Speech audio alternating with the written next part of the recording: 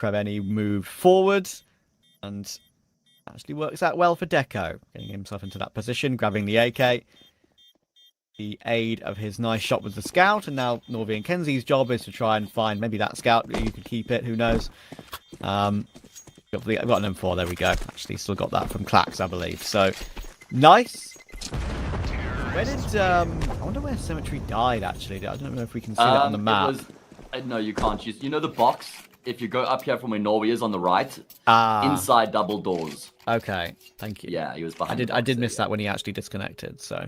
But he's back That's already. why I thought Lackey on the flank might be able to scoop up the gun, and then that could be a problem. But like I said, I think it was just a MAC-10. So all's well and ends well. As you say, he's back already. He's going to be dropped an AK by his teammates, Na'Vi Jr. Very happy with the start they've been able to piece together as we head into this first gun round. I'm pretty keen to see what this Academy team is going to bring to the table here in this first gun round. How do they go about their business? Could be one of our faves, Trav. Could be one of our faves. Early plays towards the A bomb site, always a favorite of Trav and I, and it's even going to be MongolZ who takes the attention towards middle of the back of getting that kill, and that only makes the strat a whole lot better because that's going to keep the focus of the donut player in towards mid instead of A. Yeah, that is such a good call. Sure, they will lose to Lucky, but he will go down in the end. Will Lucky. Kenzie returns with that kill on paiN, and now the bomb can go down, but Deco has crept out. And he wasn't heard at any point. Doesn't get both, and it gives Demon a glimmer of hope here. Has a little nade to fade away with, and a remolly for back default. I think he realizes that both Norvi and Kenzie are coming through from CT now. So he's positioned himself in a really good spot. Maybe not the first position you pre-fire. They can be further back behind the box, and there we go. It's glorious. Concept placement on Norvi. A great flash. Oh, but he's misjudged his move back behind the box because he was blind. That flash actually is the thing that catches him off guard, and Kenzie will recover the round. It's such a fine margin because it was also nearly the reason he wins the 1v1 against Kenzie. He comes so close to finishing off the kill, but he isn't able to. And then, like you say, when he's completely blinded, he isn't able to tuck himself in behind the box once again. So Kenzie will get the round done. Good work from Aurora there, despite the fact they lost the opening pick in middle and they were very vulnerable to that push into the A bomb site. They're still able to make it work. Lackey gets an important frag and the retake comes together. So Aurora draw within one. AWP on the table now for Deco. First time we're seeing the sniper rifle in play here. That first shot from Demon was quite tasty though. Yeah, I felt it. I felt the clutch after that. And Jugas went down. I was like, oh, that shouldn't have been the push that came through on that timing, maybe. So I've already got control of it. Here comes the next round and the fight in this. Lucky. Oh, my goodness. He hadn't had the USP out to try and finish that kill, but MongolZ had like 2 bullets left in the AK. Plays with the smoke, somehow gets the headshot on Lucky. That is some of the star power that we've come to expect to see from him, and Lucky gets embarrassed a little bit there. Oh man, and Deco's timing couldn't have been worse as well as he shifts away from the cave angle, and it's something you just have to do. The timing will be much better though as he finds paiN making his way up short, and Clax has gotten a kill in the meantime, so certainly does kind of turn the round on its head a little bit here.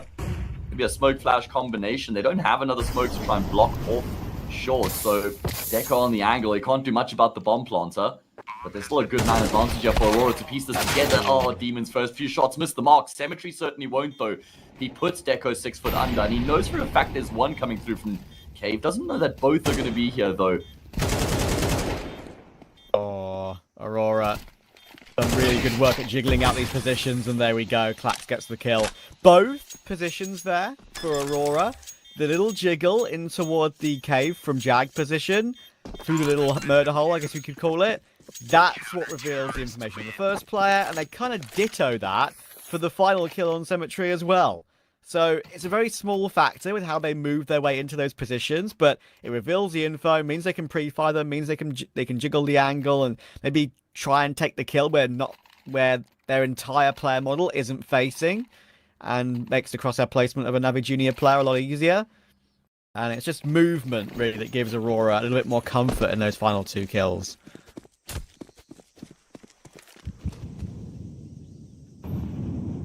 And now the Academy team's going to empty their pockets coming into this next round. So a pretty good chance for Aurora to not only get the lead, but extend themselves with that lead as well. You win against the Force 4-3, anti-eco 5-3. Navi Junior, they're just not playing. They're not playing slow Counter-Strike here at all. Every single round, they're venturing, whether it's up ramp into B or through middle, maybe through A main. There's always moves being made from the get-go, and then they pounce. As soon as they take contact with Klax, they just completely overwhelm him and gain full control of this A bomb site. I love the pace. So active, and they've played a lot on this map. I'll get into their results after this after plant has made sure it's completed. Yeah, I think they might going to be calling it off now. Aurora, Deco with the op can't really afford just to leap in. And they have this one kit. Lucky has only got an MP9 on this big flank, and that is probably the biggest issue. If he had a rifle, maybe he could dual symmetry a bit easier. Just playing aggressive exits here. Here's Lucky. Nice angle. Might be hard to pre-fire. You don't expect them to be in the middle, do you? You expect them to be on the left or the right. So I like what he did there, but he only gets one.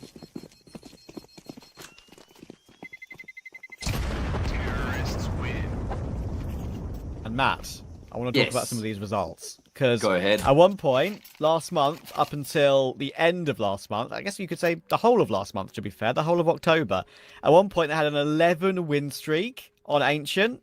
They lost a couple since then to 9 and 9 Pandas, which isn't the end of the world, but they've beaten Amcal, they've beaten Rebels, they've beaten Favbet, and at the end of that 11-win streak, they had 2 13-0s in a row, but with 2 days in between them. Like, wow. Mate, Ecstatic and Cybershock, sure, you know, they're not they're more tier 3 than tier 2 opposition. Very impressive, and Cybershock as well, I would say. That to 13-0 those teams is crazy, because those teams both have individuals who are very talented, where you'd imagine that someone like Fenderman can just pop off in one round and win your team one round. So to 13-0 those teams is still really impressive. Yeah, I completely agree. I kind of the point I was going to touch on, because I think they're tier 3, not tier 2, but it's still incredibly impressive to 13-0 2 teams in a row within 2 days of each other. And it's not exactly like random teams in like advanced that they're playing there. There's some established teams at the level that play these cups very often. So yeah, very, very impressive. Look at the speed once again. Deco can only hit a leg shot. Run down by the Mac 10. Kenzie on the angle, but he's going to be mollied off. And now that you can just understand this map so well, and the timing. Yeah, they really do just have it on a thread right now. This is their home ground, clearly. Super comfortable on the map with the way that they push into that B bomb site. Very good read in the round as well. No one was home for Aurora. Not a single player home. Symmetry's going to disconnect again, which is very concerning. Hopefully not a sign of things to come throughout the rest of the series, and something we can iron out early on. Kenzie's going to walk straight into Krebeni. Doesn't expect him to be there, so more economic damage inflicted. And Navi Junior, they're just smothering Aurora right now. They're absolutely smothering them, not giving them any room to breathe, any time to set up and get information and try and get ahead of the round. It's just brute force right now. And we thought Aurora were going to get ahead of the game a little bit with how they were looking that sort of stage a couple of rounds ago. Yeah, that 3-all scoreline. Yeah, true. We thought they'd be 4-3, maybe 5-3. Not the case. The recovery is instant from Navi Junior, and they've got a decent bank to fall back on now as well. But very impressive. And it's not only Ancient that they've looked so good on recently as well for Navi Junior. That 11-win streak is very notable, but they're one of the best teams on Anubis right now too. They've sort of overtaken Zero Tenacity in that sense at this tier of CS. Again, it's tier 3 cups, but when you're farming tier 3 cups that convincingly, and especially fellow academy teams, and then making the step up to beat the likes of OG, beat the likes of a top 30, top 20 team, is incredibly impressive on more than one map. Anubis is that map. They're really good on Dust 2 as well. We're going to see Dust 2 if we do go to a third in this series. If Aurora are able to do that, because I do think Mirage is going to be fascinating. This one is by no means over, but that map 2 we have of Mirage with Junior, with the players they've got, I really think it could be very possible they take this one 2-0, but we shall see. And it feels like with the names on paper, Aurora should be able to have the firepower necessary to go toe-to-toe with Navi Junior Mirage. But when you look at these players, not just in terms of who they are in general, but the current form that they're in right now, then I don't know if there might actually be more firepower here on Navi Junior than there is on Aurora, which is just such a crazy thing to actually say. But you can already see it in these first 8 rounds that have been played, with the way that they're entering into these bomb sites, with how good they're looking posted up on angles, that first bullet accuracy as well. So I'm pretty worried about Aurora going into Mirage as well. Yeah, it is weird, and that is why sort of made the statement the other day on Twitter that I just think that Navi Junior and Spirit Academy are the most exciting in the entirety of Tier 2 right now, because you've got so many teams who are, I would hesitate to say in a lull, but they're mostly focusing on the RMR. I think it goes without saying. Aurora will be one of those teams for sure. Nine Pandas also one of those teams that we saw Aurora play against yesterday. And it's the future talent that is so evident here that, especially now Navi are an international team, maybe you could make the argument that if they go on a big slump in the future, they, rather than go for someone that is established elsewhere and maybe is a bit more of a safe option, they could come from the upgrade could come from in-house, right? Just like it did for Spirit Academy with their main roster now, with Zontix and Donk, obviously. So yeah, options, and it really helps an organization financially as well if you can upgrade an incredible talent from an in-house academy project. Did you watch the Snake and Banter episode with Ash? I watched clips of it. I didn't watch the whole thing. Okay, so he talks a lot about what you're actually referencing here and what a massive asset it is to have a successful academy team for an organization, for all those points you just mentioned, bang on the money. But maybe we can get into that conversation when we have a round, and I guess a round like this not a bad option. But there's already moves being made. Navi Junior, they're never idle. Oh, MongolZ, how did he turn and burn on Kenzie there? Able to find both the kills in the round so far, and Navi Junior about to double up on their opponents and make it 6-3. MongolZ or Kyosuke? The age-old question right now at this tier of Counter-Strike, perhaps. I don't know, man. Surely still Kyosuke in my books. Yeah, I think so too. Chat, type 1 for Kyosuke, type 2 for MongolZ. Have fun. 1 for Kyosuke, 2 for MongolZ. Let's see what the people think. This is a democracy. We'll get the final kill with MongolZ against Norvi as he tries to leap his way through that smoke. Norvi actually tried his best there and didn't do too badly to get 2 kills in that situation, but no more than that.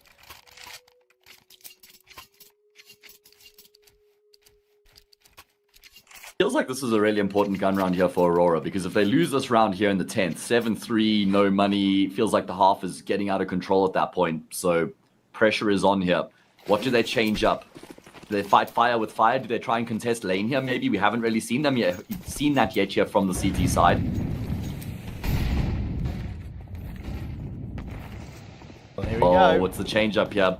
Aurora trying to respond to what Navi Junior have been doing throughout the half so far, and Navi Junior bring a completely different look to the round. And it's a FAMAS for Lackey against talented youngsters running his way. Is that going to work for you? I don't think it's going to work too often. Cemetery pulls out the AWP. And Klax gets removed. Lackey gets removed. Jagus led the way. It all followed. It wasn't even him to get any of the kills. He just opened it up by going in first. It was the right call. It didn't have a close CT member to defend. That one in Lackey toward Donut, and the rotation wasn't quick enough. And that is just something that can happen so often on Ancient. A site is very retakeable, but it's very retakeable when you're 5v5 with utility and kits. And when you've committed extra numbers toward mid or B, the reason they leave it open, but there's not really much chance to recover the round.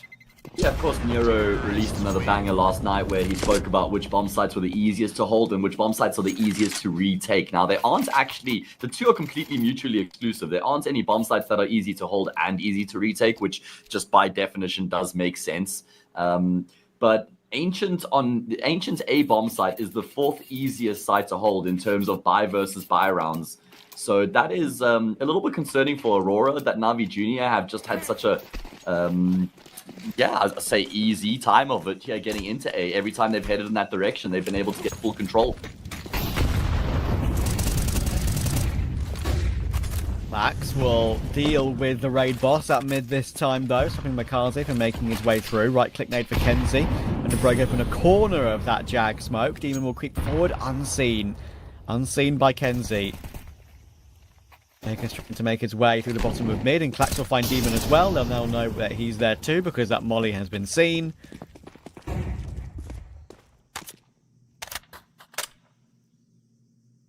Once, Aurora have a clean 5v3. Yeah, but they've got to make sure they finish off the job from here. It is of utmost importance because they didn't even commit to the retake in the previous round to afford themselves full weapons here in the following. They have to justify that decision, especially now that they've got the 5v3. You don't really need to go searching here. They do, and Jugas is going to cost them. Punish them. Good kill found. Still some time to play with here in the round as well. Krebeni heads in towards this B bomb site. There's a crossfire set up right now, though.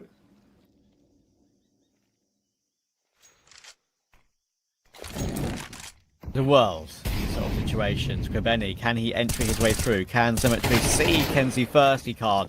It's going to have to be down to Krebeni and to Jagus. And what can they do to even get the bomb planted? Because there's so much damage coming through the smoke. They will finally get it down. They actually got it down in the open in the end, but the spams were too much. There's Lucky, and there is Deco. Aurora finally get their fourth. And to answer the chat vote, I'm counting the ones right now. This is the vote for Kiyasuke. You've done it already for me? 5 ones and 5 twos. And I tried to make sure I didn't double count any entries as well. So someone did say Kiyasuke for sure without typing 1. I know, I didn't count him because then he typed 1 twice afterwards as well. So he got 1 vote basically out of the 3 entries.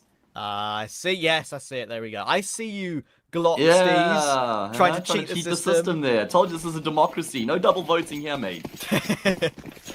Interesting though, you know, we're watching Navi Jr. right now, so maybe there's some MongolZ fans in chat, but yeah. There were 6 votes for MongolZ, but yeah, like you say, makes sense that there'd probably be more MongolZ fans in chat right now as all the team is currently playing. He's in the server and he's looking pretty good. Difficult to split the two though, which makes sense. It is true, it is true. Jagus will open the round. I think I'm quite comfortable with Jagus right now because the guy in chat said that J like DJ. So I'm gonna stick with that for a little bit and see how it feels. kenzie deals with Demon. I think that might have been a wallbang straight through the wood, if I'm not mistaken, from Jag. I know kenzie is a Jag player. You can see he moved his way forward now. So I think there's a good chance that was where that kill came through. But Deco's been destroyed by MongolZ, and they've got full control of Red Room, full control of CT. They can go through CT to the A bomb site. They only have to worry about the big flank of Clax, and Clax will get dealt with. MongolZ just runs them over. He just wide swings, doesn't have no concern in the world. Oh man, last round of the half means of course Aurora will attempt the retake. They haven't attempted many retakes so far. In fact, the only one I can really remember was the pistol round where they did actually win the retake, but this is going to be more challenging here. And there was the other one where they 2v1'd, I guess, on the A bomb site, beating out Demon, but this one's going to be quite a handful as they make their way forward. There is a kit. They've actually dropped a smoke on the bomb, just try and sow some chaos into the round, but it's going to be a tap on the defuse to try and draw these players out. And well, they do get 2 quick kills. No, he's found another, and the retake will come together. I guess that's one thing we can be critical of for Navi Jr. then in this particular map thus far. They've had a couple of afterplants that I feel like they should have had on A, and they've let them slip. Aurora are going to get 5 on CT, which is a bit more than I thought they'd get at one point. Great retake from kenzie and Norvi. kenzie started it off with his 2 kills, and Norvi finished it off with his 2 kills. Yeah, that's, I mean, 3 of the 5 rounds Aurora win, actually, by memory, were from retakes. So pretty good work coming through from them. They did in the pistol, and they do it twice on the A bomb site. Yeah, there was a couple of clutches that could have come through for Navi Jr. as well that Aurora denied. 1 for Demon, 1 for Symmetry. They kind of just grind their way through that half, right? It wasn't clean, but they do get 5 rounds, which is enough to feel like they can be competitive going into the second half.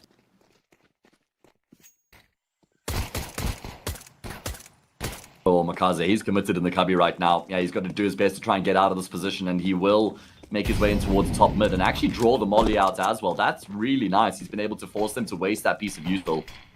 I like MongolZ is a giga aggressive, but at the same time, he does know when to fall back from a position like there, right? You could be forgiven for sitting there and thinking he can't get away. But he was allowed to get away, and he chose to do so, and he's still alive in this pistol. But for Aurora, we are pouncing toward A now, and as you can see, Navi Jr. know what's up. They've got a couple of players around toward Donut already to try and duel this. It's a great first shot from Jagus, and Krebeni will help as well. Oh, and a double down from Jagus, make it a triple. It just is a complete wipeout before Aurora can even get the bomb planted. And the key there for Na'Vi Junior is even though they commit to the stack on the B bomb site, they don't sit by idly on the bomb site waiting and hoping Aurora come in that direction. They continue to just move their way forward slowly. As a unit, they take that space, they get the control, and then from there, they realize there's no presence from the T sites. They get ahead of the game with that rotation. And Aurora, well, they're still trying to get onto the bomb site when they actually start getting pressured from middle. Really good shots being landed by Jugas as well. Krebeni gets in on the act, and that's a great way for Na'Vi Junior to start off the second half. Aurora say, screw it, we've got Glocks, we're running into A. We'll be allowed to plant this time. They're trying to throw it onto the site to get a plant, but Vegas is dealing with it nicely. Oh my goodness, Yum, so yum. clean on the taps, dude. This is why JL likes this guy. I remember I made my my Counter-Strike Olympics when the Olympics was on with all different national teams, and I was rightly criticised for not putting Jagus in my Lithuanian team. And I How can could see you why have now. not known a player that was basically on no one's radar at that point, Trav? Honestly. I did know Navi Junior at the time, though. I just forgot about him, so... Yeah, but I mean, they were still kind of on the up at that point. That was a good, what, like 4 or 5 months ago yeah, now? How you know long what? has the team actually been together? You know what? I appreciate it. I'll keep myself in track. Jagus joined 5 months ago, Trav, so there we go. I got you. Either way.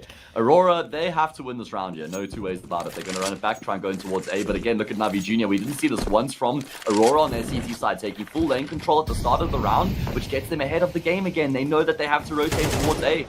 Oh, Great it has shot, to be bro. headshots. Norvi takes Jagus. MongolZ will get one back, but not more than one. But then it's the W key from Krebeni in toward that temple position. He does amazing work to get two. Unfortunately for Na'Vi Junior, Clax has got two himself. And Cemetery has to clutch with an MP9 of his own. I appreciate this play from Aurora, and I appreciate the active rotate from Na'Vi Junior. So ready for what was coming. So aggressive, knowing they had to be.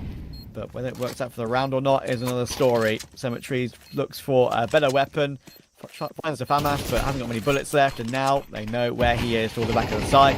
Smoke onto the corner of when that bomb is planted. But how do you win both duels with an MP9 from here? Hope and pray. He's going to try and hold it. Goodness Oh my gracious goodness. me. Yeah, That was way too close. I don't know if there were any bullets left in the magazine there for Lackey. If he doesn't No. connect on that last shot there, Cemetery may actually have been able to stick the defuse with 2 players left alive.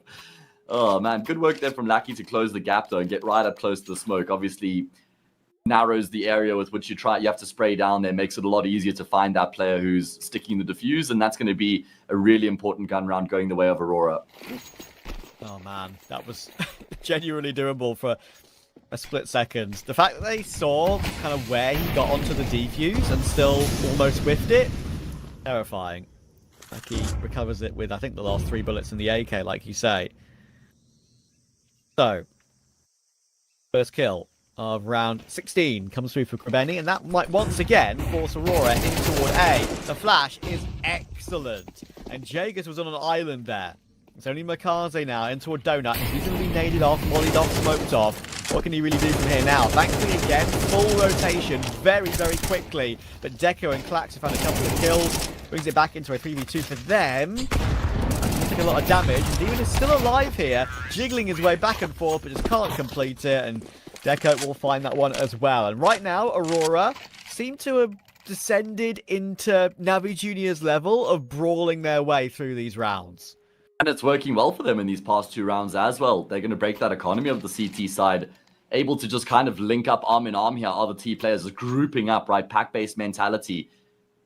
Apes together strong. And, well, it's worked out for them. Did feel like, yeah, that flashbang there to Dispatch of Jugas was incredible. Because he didn't even see it pop up on his screen. He just ate that. And that allows for Aurora to just sprawl all